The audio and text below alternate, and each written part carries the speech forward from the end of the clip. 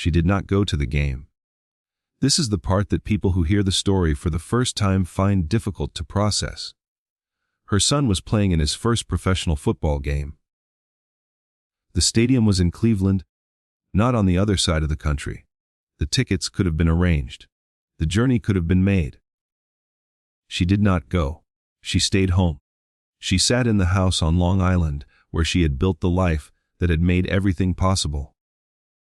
The work, the years of it, the specific discipline of a woman who had come north from Georgia with a child to raise and no margin for error, and had made margin where there was none through the accumulated force of doing what needed to be done every day, without the luxury of waiting to see how things turned out. She had been doing this since before Jim Brown was old enough to understand what she was doing. She had been doing it while he grew up, and while he went to school, and while he became, on the fields and courts of Manhasset, something that people who watched him could not find adequate words for. She had been doing it while the world outside her house began to understand what she had known since the beginning. She sat in the house, and she did not watch. And that night, when the phone rang and she heard his voice, the voice of her son, calling from Cleveland, from the other side of the first professional game he had ever played, something happened in her that she had been holding back for a very long time.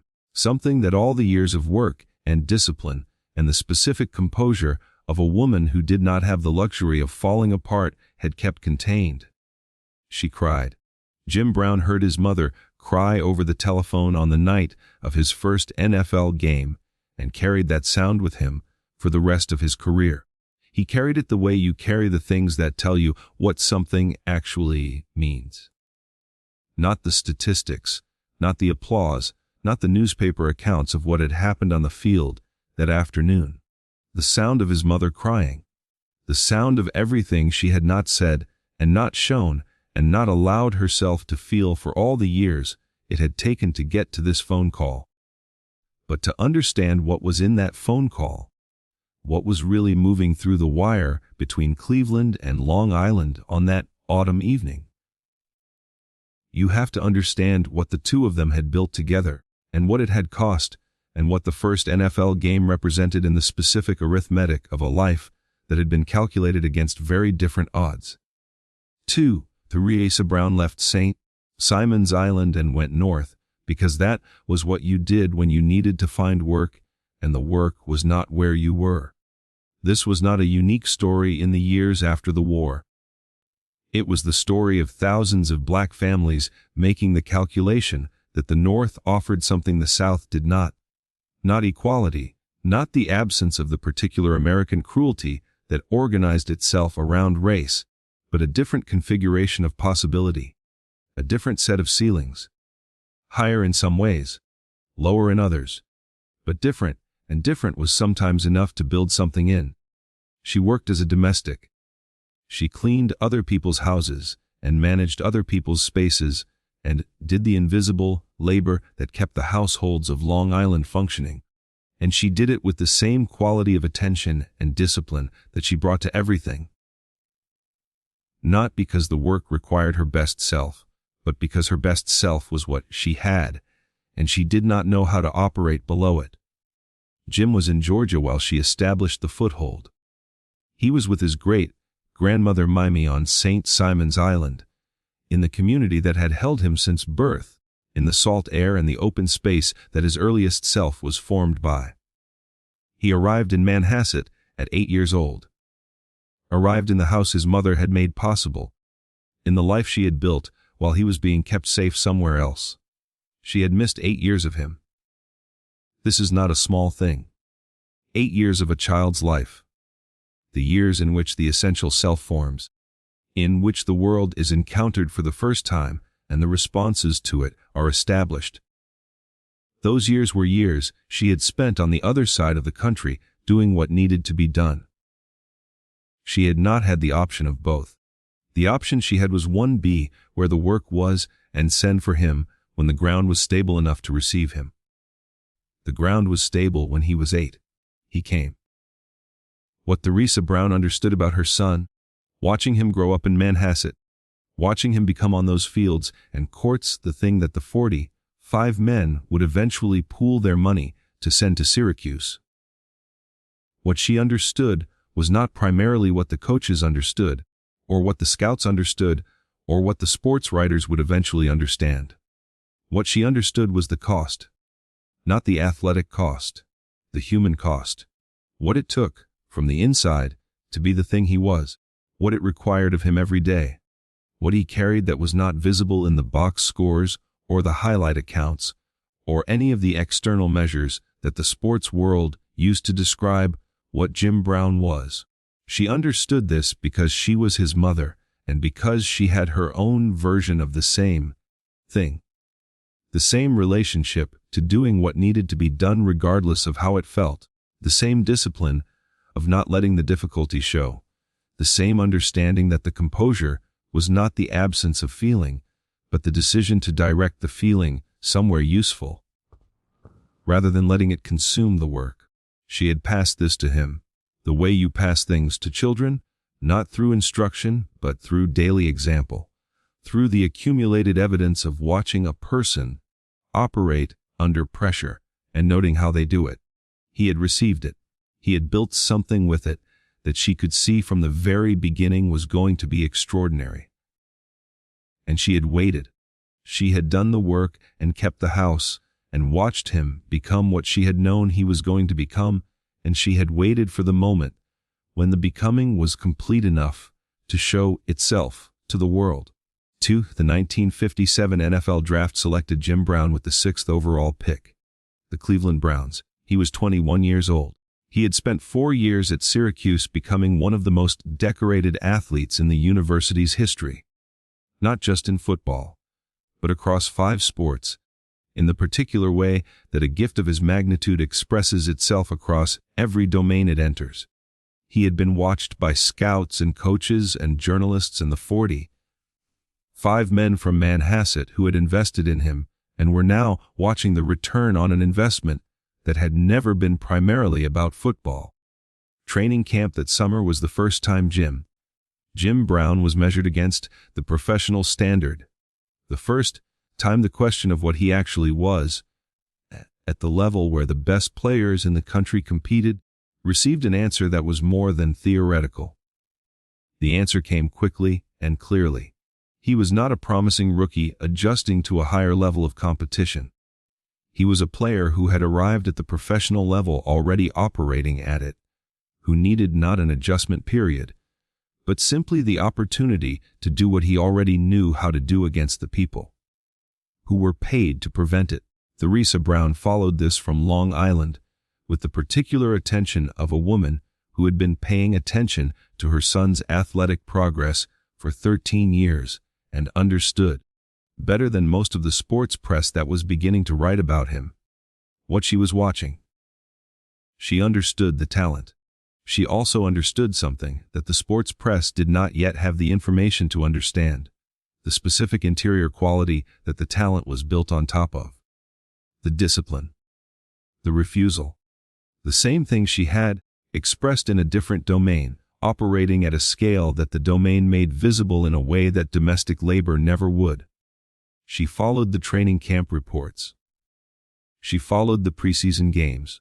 She tracked his progress through the summer with the focused attention of a woman who had been waiting for a very long time for the world to see what she had always known was there.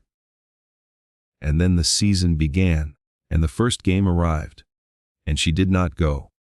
2. The question of why she did not go is one that Jim Brown was asked occasionally over the years, and his answers to it had the quality of answers to questions that touch something that is not fully available to language, something felt rather than analyzed, understood from the inside rather than from the outside. She had worked too long for it. This is the closest approximation of what he said, across different interviews in different years, with different words each time, but the same essential meaning. She had worked too long and too hard for what that game represented to be in a stadium watching it happen as if it were a normal thing. As if it were something you attended and observed, and came home from and talked about at dinner. It was not that kind of thing for her. It was too much of a thing for that. She needed to receive it differently. She needed to be in the house she had made, in the life she had built, and to let it arrive at her in her own way, in her own time, through her own medium. Not through the stadium, not through the crowd, not through the experience of watching it happen in real time with 80,000 other people who had their own relationships to what was occurring on the field and would never understand the specific weight of what it meant to the woman sitting alone in a house on Long Island who had made it possible. She needed the phone call, the voice, the specific human transmission of her son telling her, in the first words after the first professional game of his career, what had happened and what it had felt like, and just in the fact of the call itself, in the fact that he called her first, before anyone else, before the celebration and the interviews and the organizational machinery of a professional football team that had just watched its rookie do something extraordinary. Telling her what she was to him and what she had always been, she cried. Not because she was surprised. She was not surprised. She had known what he was going to do. She had known it for years before the scouts knew it, before the coaches knew it, before the 45 men from Manhasset knew it, before anyone outside of St. Simon's Island and the house on Long Island had any idea who Jim Brown was or what the NFL was about to encounter. She cried because the knowing and the seeing are different things. Because you can carry a certainty for years and still be undone by the moment it becomes real. Because the distance between believing something will happen and having it happen is larger than it looks from the outside, and crossing it costs something that does not have a name, but that every parent who has ever watched a child become what they always knew the child could become has felt, in the specific privacy of the moment when the becoming is complete. She cried because the work was done, because the years of it, the coming north, the leaving him behind, the cleaning of other people's houses, the building of the ground that he stood on, had arrived at the place they were always pointed toward. And arriving is different from expecting to arrive. Arriving is the thing that tells you the journey was real. Jim Brown carried his mother's tears through 9 seasons of professional football. He carried them through 8 rushing titles and 1 championship and 359 carries and 0 missed games and every defensive scheme that every coordinator in the NFL constructed to stop him. He carried them through the tunnel before games and the locker room after games and the press conferences and the film sessions and the practice fields in autumn that smelled like cut grass and cold air. He did not speak about this often. He was not a man who spoke often about the things that mattered most to him. The interior architecture, the things that operated underneath the performance and made the performance what it was. He spoke about football when asked about football. He spoke about the game in the language of the game. Yards, assignments, defensive alignments, the specific reads that turned a stopped play into a gain. But occasionally, in the interviews and conversations that accumulated over a career and then a retirement, and then the long decades of being Jim Brown in the world, the legend, the activist, the figure that the game had produced and then could not fully contain, he would say something that pointed toward it. Toward the phone call, toward the tears, toward the woman on Long Island who had not gone to the game because she had worked too long for it to be something you simply attended. He said once that the yards were never the point, that the yards were the evidence of the point, but not the point itself, that what he was doing on a football field every Sunday was something that had started long before the football field and would continue long after it, and that the football field was the place where it was most visible, but not the place where it lived. He did not always finish this thought. He would start it and then let it rest, the way you let rest the things that you have carried so long they have become part of the structure of you rather than a separate object you are holding. His mother had made the structure. She had come north from Georgia with nothing, and built the ground and done the work and waited. With the patience of a woman who understood that the thing she was waiting for was real and would arrive in its own time. And then, one autumn evening, the phone rang and her son's voice came through it, and everything she had held back for all those years came out in the only form it could take. She cried, he heard it, he carried it. The career ended in 1966. 30 years old, the best player in the game, walking away on his own terms, in his own time, for his own reasons. The same refusal to be defined by anyone else's understanding of what he should do and when he should stop that had characterized everything about him from the beginning. Theresa Brown was alive to see all of it. The rushing titles and the championship and the retirement and the films and the activism and the decades of Jim Brown being Jim Brown in the world beyond the football field. She was alive to see the world catch up, slowly and incompletely, to what she had known since St. Simon's Island and the salt air and the boy who moved in a way that no one had seen before and would not fully see again.